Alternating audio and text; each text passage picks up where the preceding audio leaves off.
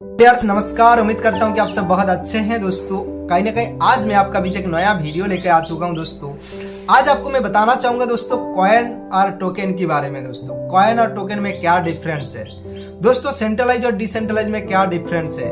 दोस्तों आज मैं आपका बीच बताना चाहूंगा क्रिप्टो और प्रोडक्ट बेस में क्या डिफरेंस है। ये तीनों चीजों के ऊपर आज मैं बात करने वाला हूं। दोस्तों कहीं ना कहीं चैनल में अगर आप नया है तो चैनल को सब्सक्राइब करके रखिए, बेल आइकन को जरूर दबा के रखना। चलिए दोस्तों आज का टॉपिक कहीं ना कहीं आज मैं आपका बीच बताना चाहूंगा दोस्तों कॉइन और टोकन में क्या फर्क है। दोस्तों उसका पहले मैं आपका बीच बताना चाहूंगा सेंट्रलाइज और डिसेंट्रलाइज में क्या फर्क है। दोस्तों कहीं ना कहीं दोस्तों सेंट्रलाइज मीन्स केंद्रीकरण, केंद्र में कोई होता है, एमडी सीएमडी डायरेक्टर मालिक होता है और उसी का कंट्रोल में सारी चीजें वो जब चाहे जैसे चाहे ऐसे ही कंट्रोल कर सकते हैं। जब चाहे तब स्कैम भी कर सकते हैं, जब चाहे तब कंपनी का प्लान चेंज कर सकते हैं, जब चाहे अपना आईडी का साथ छेड़छाड़ कर सकते हैं, जब चाहे अपना पेमेंट का साथ छेड़छाड़ कर सकते हैं, जब चाहे तब अपना औकात दिखा सकते हैं। वो होता है सेंट्रलाइज।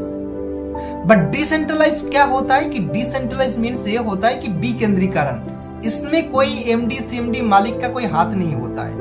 इसमें क्रिएटर होता है, वो क्रिएट करके क्या करता है सिस्टम को किसी ब्लॉकचेन में छोड़ देता है, यानी वो ब्लॉकचेन उसको कंट्रोल करते हैं। ब्लॉकचेन यानी इंटरनेट में छोड़ देते हैं। इंटरनेट के हिसाब से ऑटोमेटिक कंट्रोल होता है, इसलिए इसको इकोसिस्टम कहते हैं। इसमें बहुत सारा सिस्टम होता है, इकोसिस्टम यानी वो डिसेंट्रलाइज है।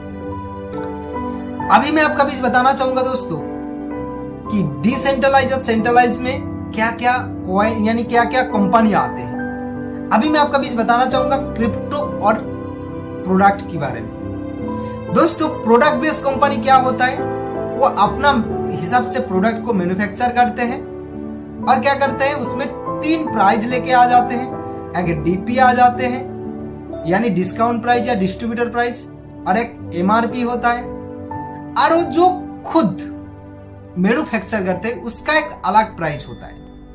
यानी दोस्तों कोई भी प्रोडक्ट अगर मार्केट में मैन्युफैक्चर हो रहा है तो 10 रुपया में मैन्युफैक्चर हो रहा है, सपोज मान के चलिए 10 रुपया में कोई प्रोडक्ट मैन्युफैक्चर कर रहा है, वो अपना कस्टमर के पास डिस्काउंट प्राइस रखे हैं, यानी वो अपना डिस्ट्रीब्यूटर के लिए डिस्काउंट प्राइस रखे हैं 15 रुपीज यानी 15 रुपया। उसका मैक्सिमम रिटेल प्राइस रखे हैं 25 रुपया या 30 रुपया। तो दोस्तों गौर करने की बात है, यह क्या होता है अपना हिसाब से वो प्रोडक्ट का रेट लगा सकते हैं, अपना हिसाब से रेट लगा सकते हैं। जैसे कि अगर कोई भी एक साबुन में मान के चलो एक साबुन, वो साबुन का रेट 10 रुपया में चल रहा है, हो सकता है कल का दिन में उसका प्रिंट में थोड़ा सा बदलाव कर सकते हैं। कैसे कि जो प्रिंट में 10 रुपया था यानी डिस्काउंट प्राइस में 10 रुपया में मिल रहा था, हो सकता है उसमें 12 रुपया आ चुके हैं या 11 रुपया आ चुके हैं, और उसका जो एमआरपी है जहां 30 रुपया था वो 35 रुपया हो चुके हैं। कहीं ना कहीं दोस्तों ये सारा चीज कम कर सकते हैं। जो प्रोडक्ट बेस में सेंट्रलाइज कंपनी में होता है वो लोग कर सकते हैं। लेकिन यानी क्रिप्टो या कॉइन में क्या होता है, क्रिप्टो करेंसी या कॉइन में ये कोई ओनर का हाथों में उसका रेट उतार चढ़ाव नहीं होता है।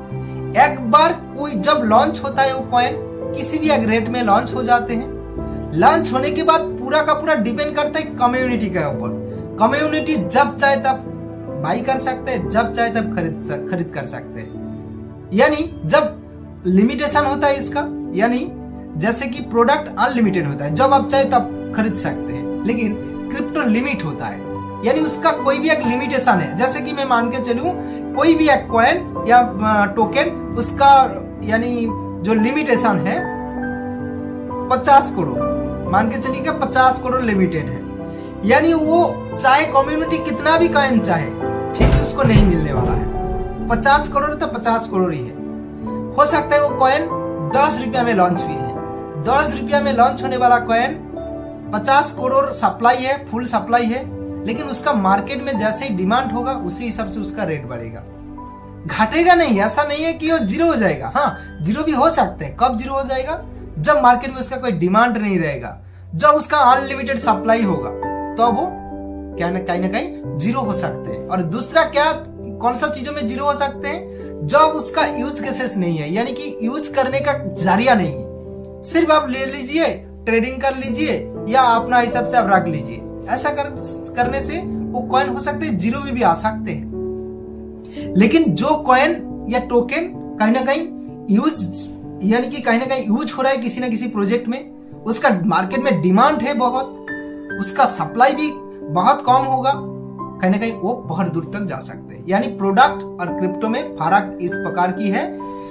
प्रोडक्ट में अपना जो ओनर होता है वो अपना प्रोडक्ट का रेट पहले से बांध के रखते हैं या समय समय में वो बढ़ा घटा सकते हैं, लेकिन क्रिप्टो में सारे के सारे बढ़ना घटना कम्युनिटी का ऊपर डिपेंड करते हैं। कम्युनिटी जिस हिसाब से यूज करते हैं, कोई बात बाई करता है ज्यादा से ज्यादा तो उसका रेट हाई हो जाते हैं, कोई सेल करता है ज्यादा से ज्यादा उसका रेट डाउन में आते हैं, वही है।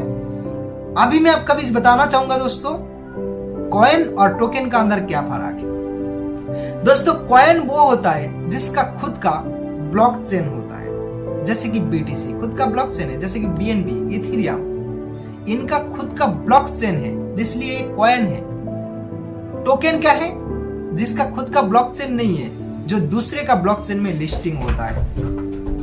मान के चलिए आपका खुद का कोई फैक्ट्री है, उसी फैक्ट्री से आप जब चाहे तब क्या कर सकते हैं, कोई भी सामान को आप बना सकते हैं और उसी फैक्ट्री का नाम से आप चला भी सकते हैं। लेकिन ऐसा भी होता है कि किसी का फैक्ट्री नहीं है, वो दूसरे का पास से, यानी आपका फैक्ट्री से माल खरीद के दूसरे जगह में बेच रहा है। यानी दोस्तों जिसका अपना ब्लॉकचेन होगा वो कॉइन है, और जो दूसरे ब्लॉकचेन में लिस्टेड होता है वो टोकन है। तो कहीं ना कहीं दोस्तों आज के लिए इतना ही जानकारी है, और भी आगे आपको कोई भी चीजों का जानकारी लेना होगा, नॉलेज लेना होगा तो डियर्स आप कमेंट करके जरूर बताना, मैं आपके लिए वीडियो लेकर आऊंगा।